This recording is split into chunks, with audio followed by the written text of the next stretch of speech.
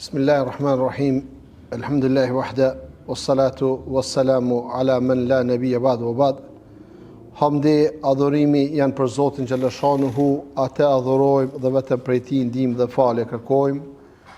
Dëshmojmë dhe deklarojmë se nuk meriton të adhurohet askush tjetër me të drejtë përpos Allahut një, dhe dëshmojmë dhe deklarojmë se Muhamedi sallallahu alaihi wasallam është robi i Allahut dhe i dërguari i tij i fundit.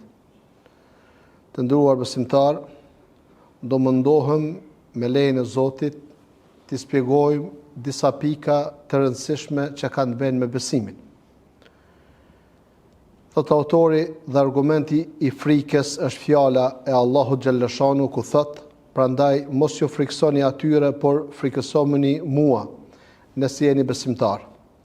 E prej llojeve të adhurimit është frika, el khaufu, dhe ajo është tri llojesh. E para, frika e fshehtë. Dhe kjo është e veçantë vetëm për Allahun xhallashanuhu, sepse Allahu është i plot fuqishëm për gjithçka dhe atij i duhet patur frikë e të merr robërit e tina. Sikur se ka thënë Allahu, prandaj mos ju friksoni atyre, por frikësomuni mua, nëse jeni besimtar. Al-Imran, ajeti 175. Dhe thot Allahu, e që nuk i frikson askujt përveç Allahut, dhe ka thënë: "Prandaj mos keni frikë nga njerëzit, por keni frikë vetëm prej meje." Al-Maide 44. Pra është obligim që njeriu t'i ketë frikën Zotit xhallashanuhu, sepse ai i rrotullon zemrat dhe ndryshon gjendjen e saj. Sepse Allah është i plotfuqishëm për gjithçka. Sepse Allahu të bën dobi dhe Allahu të bën dëm. Allahu të jep apo Allahu të privon. Prandaj është obligim që Allahu të veçohet me këtë frikë dhe që të mos i friksohesh askujt tjetër me këtë frikë pas Allahut. Për të gjitha çështjet, duhet që frika e fshehtë të jetë vetëm për Allahun e përsosur nga çdo emet. Dhe kjo frikë është atëherë kur njeriu friksohet nga një fuqi e veçantë e fshehtë, e cila nuk mund të perceptohet. Dhe kjo është arsyeja pse adhuruesit e varreve besojnë se disa njerëz kanë fuqi që të lëvizin universin krahas Allahut të madhërisëm e të lartë, si dhe besojnë se këtë fuqi e kanë të tjerët, idhujt, gjendet e të tjerë përveç këtyre të se të përmenden. Dhe pikërisht ky është shirku i madh. Gjithashtu ata besojnë se ata idhujt e gjendet dhe të vdekurit kanë fuqi që të japin ose të privojnë, kanë fuqi që të devijojnë zemrat, kanë fuqi që të japin vdekjen. Ata i besojnë të gjitha këto pa patur ndonjë shkak të prekshëm apo të perceptueshëm. Dhe të gjitha këto të cilat i besojnë njerëzit. Dhe fatkeqësisht kemi prej atyre të cilët ende nuk e kanë pastruar besimin e tyre, edhe pse kanë filluar me fal namazin, kanë një bindje dhe kanë një frikë që të vdekurit të cilët i kanë adhuruar para se të falen namaz në xhamia, e kanë mundësinë e lëvizjes të këtyre gjërave të cilat udhëseken dhe gjërave tjera, në dhënien e pasurisë, në dhënien e shëndetit, në sëmundje kështu me radhë, dhe këto janë veçori që i takojnë vetëm Allahut xhallashanuhu. Dhe nuk lejohet muslimani dhe muslimania me pas këtë frikë për dikën tjetër përpos për Zotin xhallashanuhu. Dhe nëse njeriu e ka frikën në gjitha ato pikat e cilat udhëseken për dikën tjetër përpos Allahun, ka bërë shirk, dhe ai shirk është shirk i madh, dhe besimtari aty vepra për dikën tjetër përpos Zotit ka ndalur nga feja islame. E dyta është frika nga shkaqet të prekshme reale. Sikur ka thënë në ngjarjen kur i thanë pejgamberit sallallahu alaihi wasallam: "Me të vërtetë mushrikët idhujtarët janë bashkuar kundër jush dhe do t'ju sulmojnë."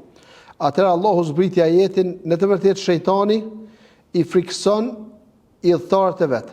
Prandaj mos ju friksoni atyre, por friksoni mua nëse jeni besimtar."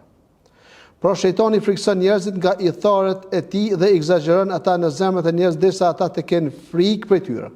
Kurse Allah thot: "Prandaj mos ju friksoni atyre, por mbështetuni tek unë dhe përgatituni kundër tyre dhe mos u avini veshin atyre, sikur se ka thënë: andaj përgatisni forcë kundër tyre sa të keni mundësi." El-Anfal 60. Dhe s'ka ndonjë gjë të keqe tek kjo frikë nga rreziku i perceptueshëm, mirëpo frika që është ndaluar është frika e zemrës, që është frikë e fshehtë. Kurse frika nga rreziku apo e keqja e perceptueshme është për shembull kur friksohesh nga grabitësi apo nga hajduti apo nga armiku. Në këtë mënyrë përgatiten armët e domosdoshme për të mbrojtur. Prandaj ka thënë Allahu, ju që besoni përgatituni dhe merrni të gjitha masat. El-Nisa ajeti 7. Dhe ka thënë Allahu xhaleshanuhu në ngjarjen e Musait kur doli nga Egjipti i friksuar nga Firaoni dhe populli i tij, thotë Allahu Musa doli për qytetin i friksuar, duke pritur se çdo të ndodh. El-Qasas ajeti 21. Sepse në të vërtetë kjo frikë është nga një rrezik i prekshëm real dhe nuk ka gjë të keqe në të. Mirë, po nuk lejohet të friksosh armikut me një frikë që të ndalon nga xhihadi dhe të ndihmuarit e të vërtetës. Por se duhet që kjo frikë të shtyjë në përgatitjen dhe marrjen e masave të domosdoshme kundër armikut. E treta është frika natyrshme, me të cilën karakterizohet njeriu dhe tek kjo nuk ka gjë të keqe, si është shembujt e njerëzve që kanë frikë nga gjerprit, kanë frikë nga akrepat, kështu ai distancohet nga ato ose i vret. Si dhe largohet nga strofulla e agresirave. Ata të cilët kanë traditë e njohin kur dalin me es, sidomos tash që u bot e njohun ditëve të fundit të javës, me dalë me es natyrën e hapur.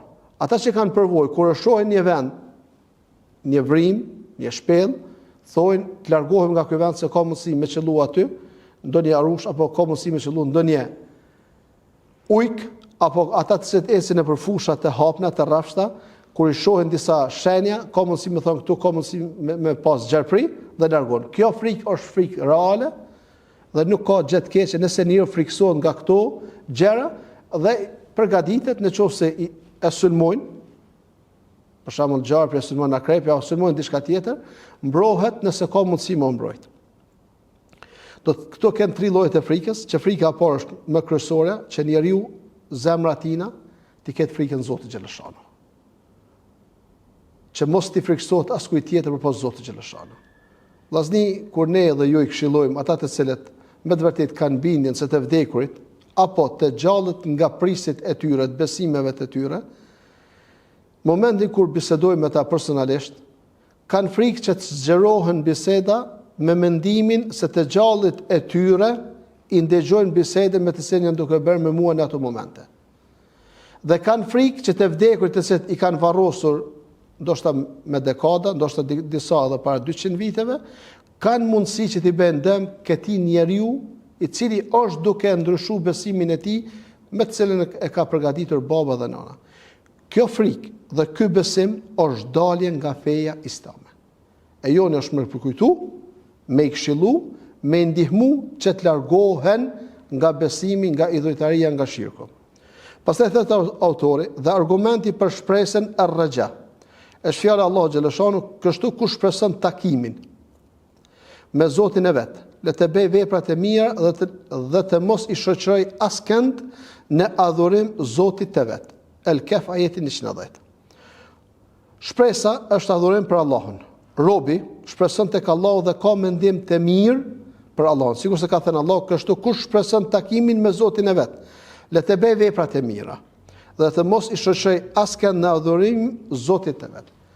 Ky është një argument të se për gjithë ata njerëz që shpresojnë me hyrë në xhenet pa vepruar vepra të mira. Allahu xhaleshanu thotë le të bëj veprat e mira.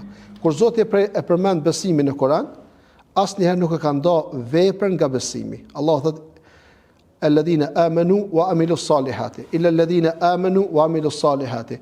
Thotë me përjashtim të atyre të cilët kanë besu dhe kanë bërë veprat e mira. Kanë besu, kanë bërë veprat e mira. Kanë besu, kanë bërë veprat e mira. Do thotë këto ajete të cilat do i ndëgjojmë dhe do i lexojmë gjatë leximit të Kuranit, vetëm apo në grupe, kur të shiqojmë fjalën e Zotit, dëshirën e Zotit, urdhën e Zotit është që nuk ka në xhenet pa vepra. Edhe veprat të cilat kërkohen nga të gjithë robërit e Zotit janë veprat e mira. Për arsye se veprat e liga të këqija janë shkak për hyrjen e personit në zjarrin e xhenemit. Pra malli për të dhe shpresa në shpërblimin e Zotit është adhurim për Allahun subhanahu wa taala.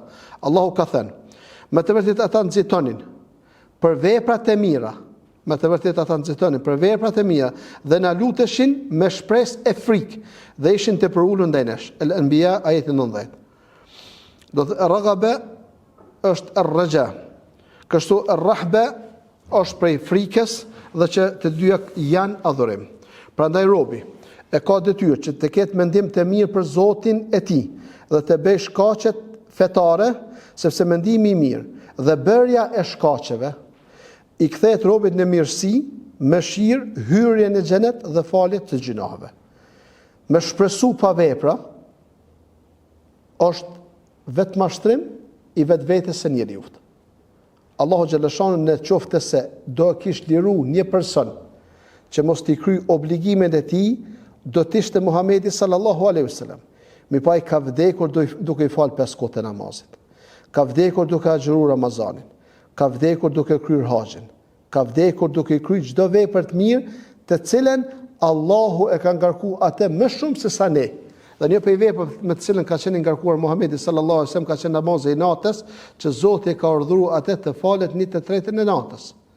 Në qoftë se do të kish hyrë dikush në xhenet, që Zoti do kish kursyer gjatë jetës së tij, do kish kursyer të dashurin e tij, për gjithë të dashur që Allahu xhaleshani i ka mbi sipërfaqen e tokës, me të dashurin e të gjithë të dashur Muhamedi sallallahu alaihi wasallam, mirë po ai nuk është liruar nga obligimet e Zotit. Atëherë kush jemi ne që të lirohemi apo të lajmë obligimet me të cilat Zoti na ka ngarkuar neve gjatë jetës në të cilën jetojmë. Dhe argumenti për mbështetje tevekkul është fjala e Allahu xhaleshanu dhe Allahu thot: "Dhe Allahun mbështetuni nëse jeni besimtar." Dhe Allahu thot: "Dhe kush i mbështet Allahut, atij i mjafton." Mbështetja është adhurim. Dhe ajo është t'ia besosh çështjen Allahut dhe ti mbështetesh Allahut për të gjitha çështjet, si dhe duke bërë sebepet, duke bërë shkaqet. Pra i mbështetet Allahut për të ruajtur nga keqja, për të qenë i sigurt nga fitnet, për të arritur furnizimin, për të hyrë në xhenet dhe për të shpëtuar nga zjarri. Duke bërë shkaqet e ligjëruar, ka thënë Allahu xhaleshanu, dhe Allahu mbështetuni nëse jeni besimtar. Dhe Allahu ka thënë: "Dhe kush i mbështet Allahut, Allahu i mjafton atij." Pastaj thot autori, dhe argumenti i shpresës në shpërblim. Në shpërblimin e Allahut, frikës së tmerrshme nga dënimi i Allahut dhe për uljes është fjala e Allahut ku thot Allahu më të vërtet: "Ata nxitonin për veprat e mira dhe na luteshin me shpresë e frikë dhe ishin të përulur ndaj nesh."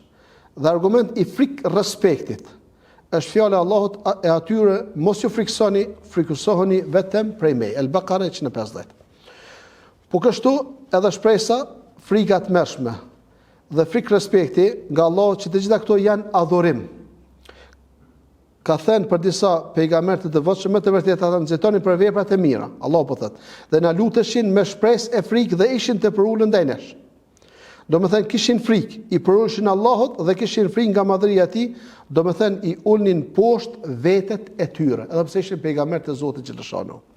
Dhe argumenti i kthimit është fjala e Allahu xhaleshanu ku Allahu thotë: "Kthehuni tek Zoti juaj dhe nënshtrojeni atij." Zumer 54. Kthimi është adhurim. Ka thënë Allahu: "Kthehuni tek Zoti juaj dhe nënshtrojeni atij." Kuptimi e linab është të kthehesh tek Allahu, të pendohesh tek ai dhe ti përmbahesh bindjes ndaj tij. E gjithë kjo është adhurim për Allahun. Njerëzit e kanë detyrë që ti kthehen Allahut, që të pendohen tek Allahu dhe që ti përmbahen bindjes ndaj Allahut xhaleshanu. Dhe argumenti i kërkimit të ndihmës nga Allahu xhaleshanu është fjala e tij, ku Allahu thotë: "Ty të vetëm të adhurojmë dhe vetëm prej teje ndihmë kërkojmë."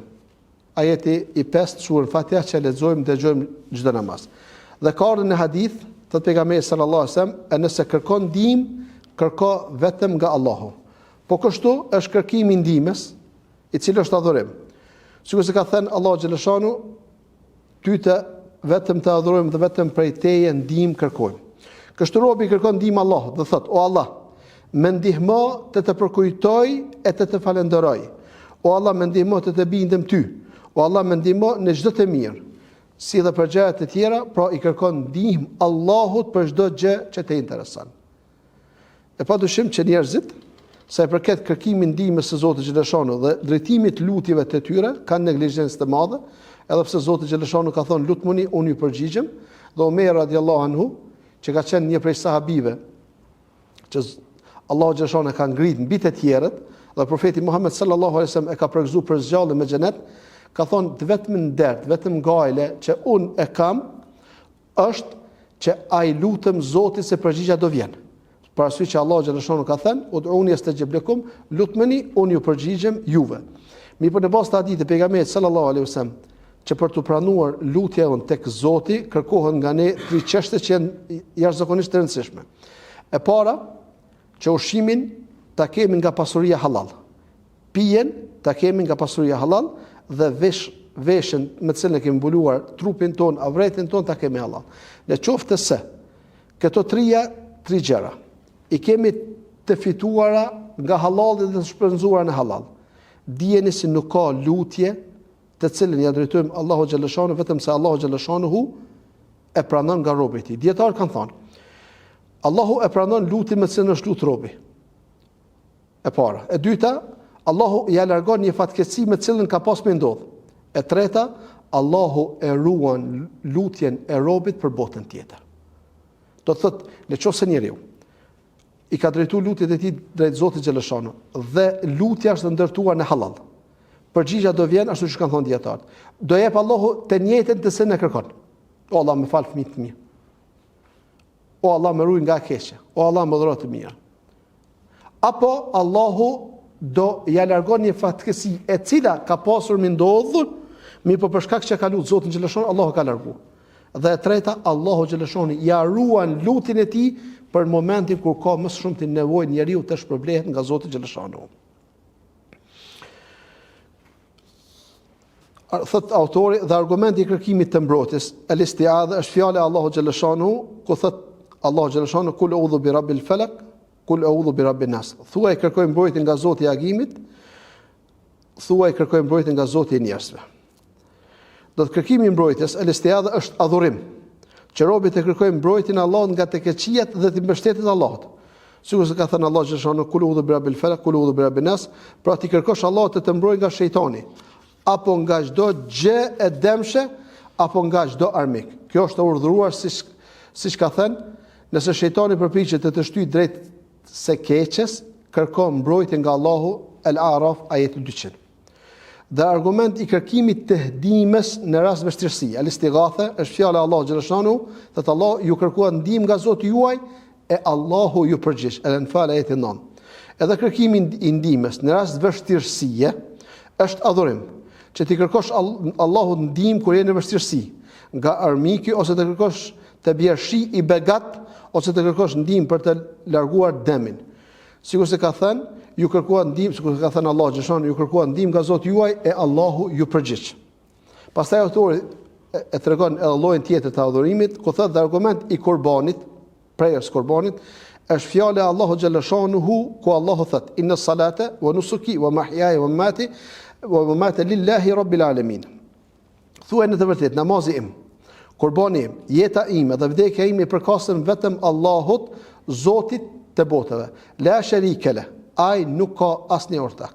Dhe argument nga fjala e Muhamedit sallallahu alaihi wasallam është e mallkoft Allahu atë që bën qurban për të tjerë në vend të Allahut. Vllazni, sa i përket prejës qurbanit, njerëzit me të vërtetë ishin sipas jetesës tyre, bestytnive tyre dhe bindjeve tyre, kanë lloj-lloj bindje në prejën e qurbanit. Çdo qurban i cili nuk prehet për Zotin xhaleshanu është qurban i idhujtarisë.